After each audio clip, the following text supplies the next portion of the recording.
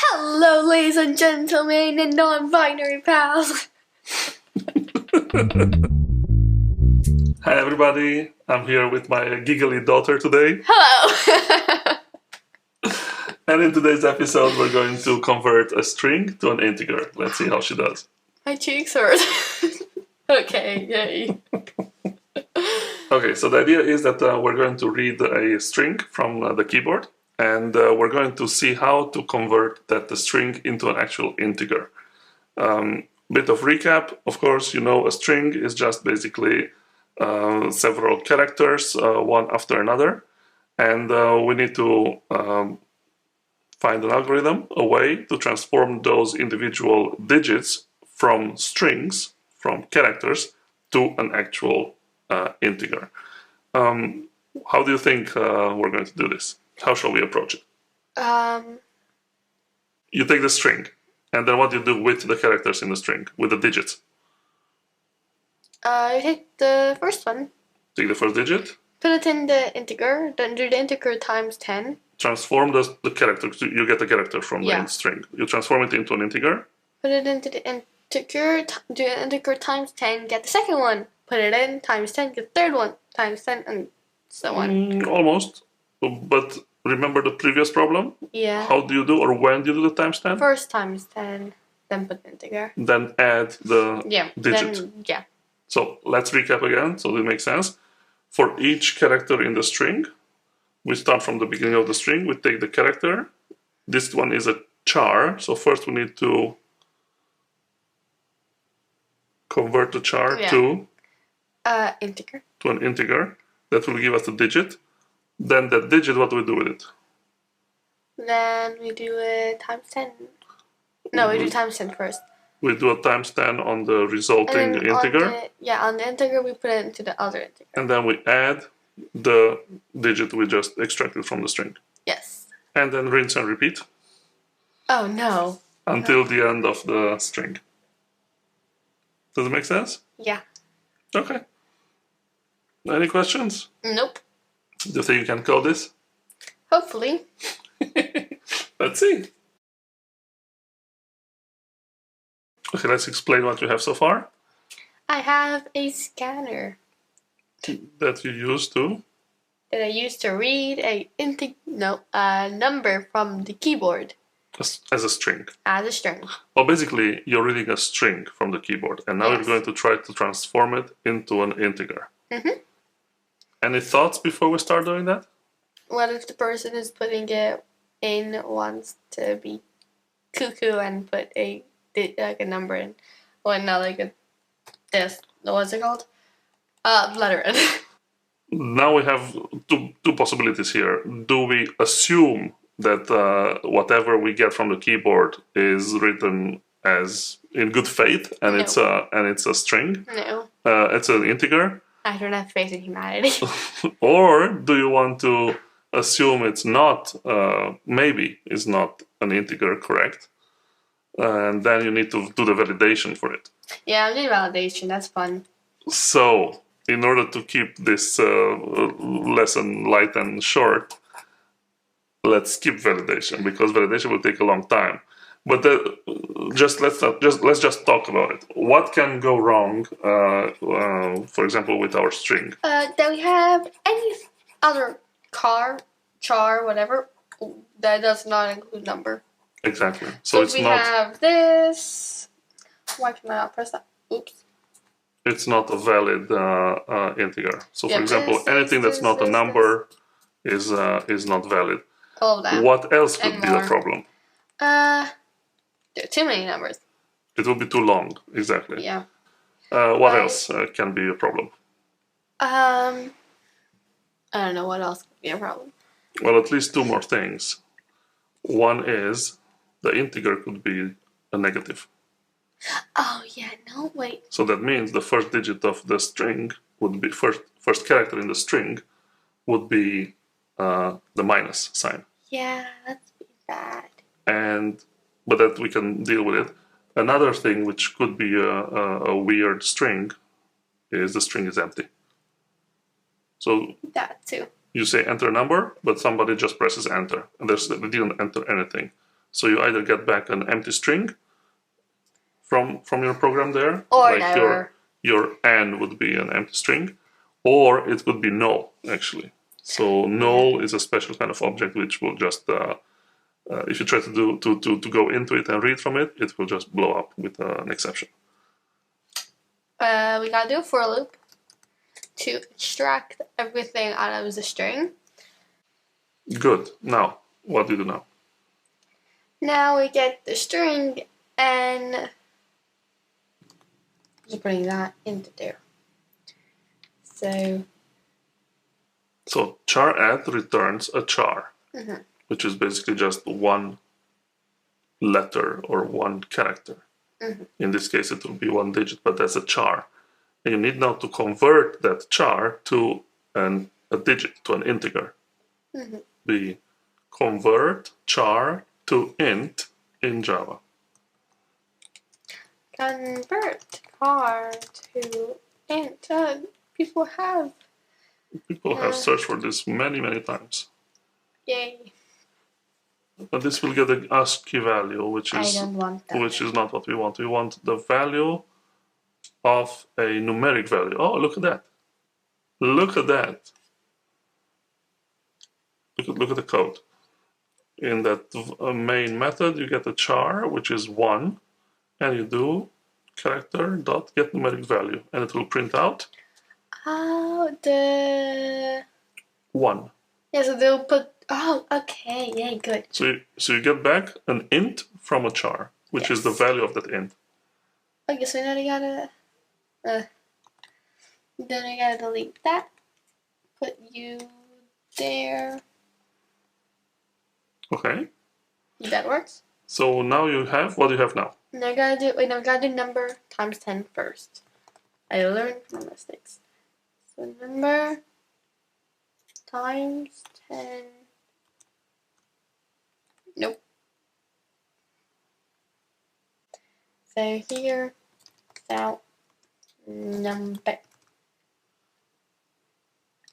1, 2, 3. 3. Cause I didn't add them up. Oh my god. It's fun watching you How dare you? crash and burn. Okay, 1, 2, 3, let's try it again. Oh my god. Exactly the same. I can't see anything. Can you make it bigger? Wait, no, it worked. Oh my god. I think it worked. Okay, can you make it one liner instead of 2 lines in What's one liner? in the for? Huh? In the for loop. Can you make it a 2-liner? Sorry. In the for loop. Can you make it a 1-liner instead of 2? I mean, that's just... Okay.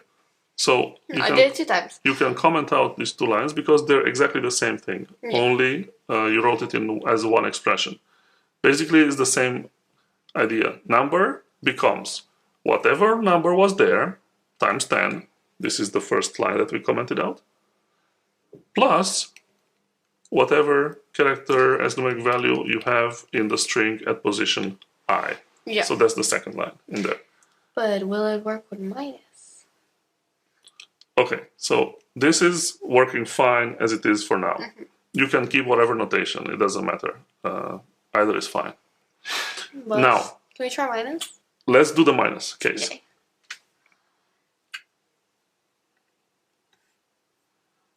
Minus 1, 2, 3. Hold on. Don't press enter yet. No. It will take the first character in the string, which is minus. Minus. And it will turn it to the ASCII and value. it will try to do character get numeric value of minus. But that would work. Can it work? I don't know what it will return. You can see what it returns if you look at the JavaScript, sorry, Java doc of this. Oh my god, it's so small I can't read it. Basically, if the value is not a real character, it's not a digit, it will blow up in some one way or another. If the character does not have a numeric value, then -1 is returned. So anyway, what you get back here, you're going to get back a -1. So how do we solve this? We check if the first one is minus, then we make that I starts at 1. Correct. So you check to see if the string starts with a minus, you save that somewhere, so you know later on that like, oh, this one is a minus. Then you don't start from index 0 because you don't want the minus. You want the next character, which is going to be index 1. And then once you build up the number, then the last thing you do is flip the sign.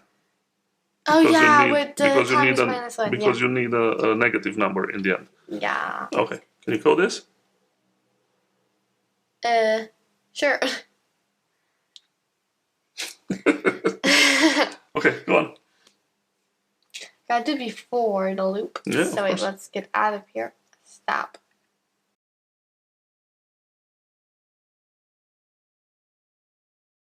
From the string n, I read char at position 0, which will return a character, which means is always between single quotes. And if that one is this, a character minus, then what do you do? Enter the if. Then we put j equals 1. Okay, so you start the loop from 1. And what else? Is this enough? So basically you identified that this is a negative number. And we do the boolean. You need to save the logic somewhere that it is a negative. Negative equals false. Okay, explain a bit. If it's negative, well, obviously, if it's negative, then what happens? Why do you do number times equal 1, minus 1? Because anything minus 1 is like the opposite. So if you have like 45 times minus 1, then it's minus 45. Correct. But if you have minus 45, that's 45. Correct. So it's just like... So you're building a number which is going to be a positive number, and then you need to flip it at the end. Can you run it? Big. Try minus 12.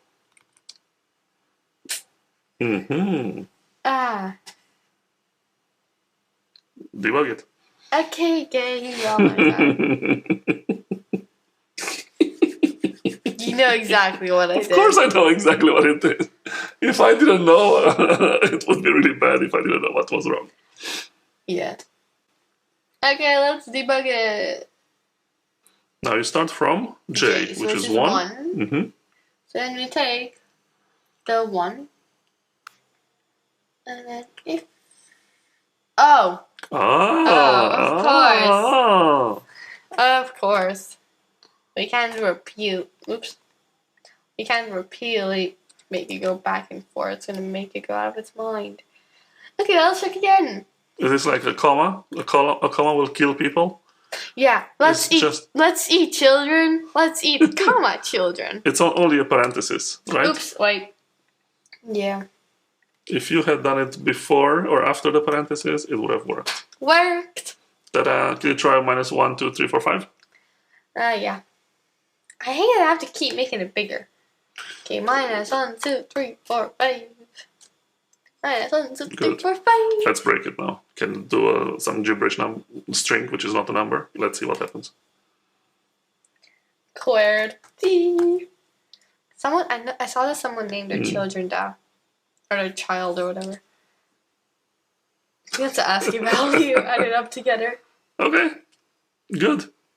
Now, asking for a valid number or assuming the input was a valid number is something that you should always do if you have, for example, an interview. And this problem, actually, it's a famous problem to be given at interviews.